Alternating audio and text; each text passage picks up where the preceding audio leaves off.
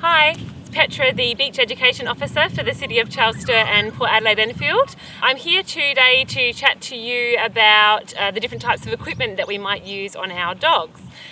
So the very first thing that I wanted to say was it is by law a requirement that your dog is on a lead no greater than 2 metres long on any public footpath, on the on-lead times in the foreshore, and it is really important that you adhere to that 2 metre length. So that's the very first thing, make sure you've got a 2 metre lead.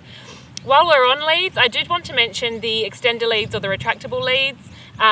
It is, while I totally appreciate the value that they might have in an off-lead area to be able to give your dog that extra freedom without risk of losing them, they actually do work to potentially encourage pulling because your dog has to get used to having that pressure on the throat to get further away from you. So that's the one thing to consider, but the other thing is the health and safety associated with those retractable leads is that they can cause injury to fingers, they can trip people up that don't see them, they can break, especially if you've got a large breed dog. So we tend to not recommend retractable leads, but you can certainly get, if you want to give your dog that freedom, large sturdy long leads like a horse lunge rein, for example. There's other things that you can buy in pet stores that can replace them quite nicely. I actually did my honours research on the equipment that we use on our dogs, and I was really surprised to find that there's not much research out there, unfortunately. What we do know is that excessive pulling in a collar in any type of collar can put a lot of pressure on their windpipe and potentially damage their windpipe. It can also increase the intraocular pressure in their eyes. So those dogs with dome heads and large eyes like your pugs or your cavaliers, your boxers, it can put their eyes under a lot of pressure, which is something that you definitely don't want. We also follow the guidelines and recommendations placed by the RSPCA. We don't recommend choke chains used on dogs. Prong collars are actually illegal to import into Australia. They are a metal or plastic collar with spikes that dig into the dog's neck. And electric shock collars are illegal to use in South Australia as well, just so you know. We obviously all want to take our dogs out for a walk, so I really like harnesses because it gets that pressure off the throat. You can have a back attach harness or a front attach harness. So a back attach harness attaches the lead at the back there.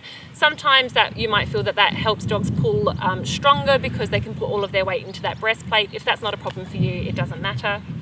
Otherwise, a front attach harness, which is what Gwen is demonstrating for us here, the lead clips on at the front and it can help lessen, we think, the amount that a dog can pull.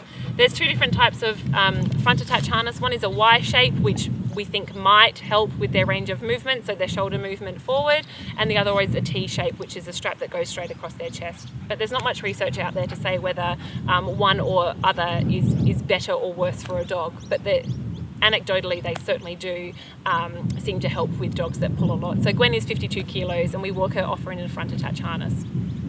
There's only a few harnesses out on the market that have been crash tested for dogs for safe travel.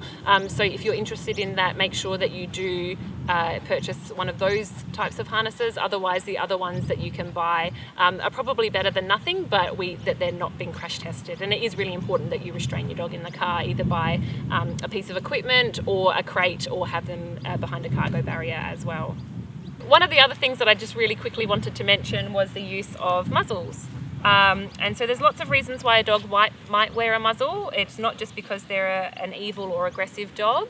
But if you see a dog wearing a muzzle, obviously please do give it as much space as possible. That's for their safety and for yours. But it does mean that person is getting the dog out, which is really lovely. The dog is still being able to enjoy its walks and is safe for everyone involved. But some of the other reasons why a dog might wear a muzzle is because they're on medication that makes them starving, and they just pick up anything that they can find on the floor and eat it, which is obviously very unsafe.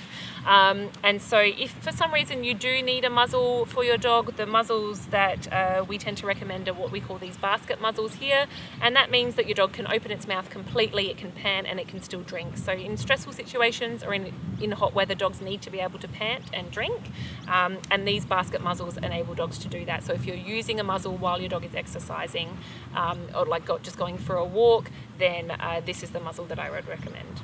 So I hope that provides you with some ideas on different types of equipment that you can use on your dogs. If you have any more questions, you can find a trainer on the RSPCA force-free trainers list, and they will be able to give you some more tips and tricks for helping your dog enjoy your walks and reducing the pulling as well, which can make walks a little bit less comfortable for us all. Thanks very much. Bye.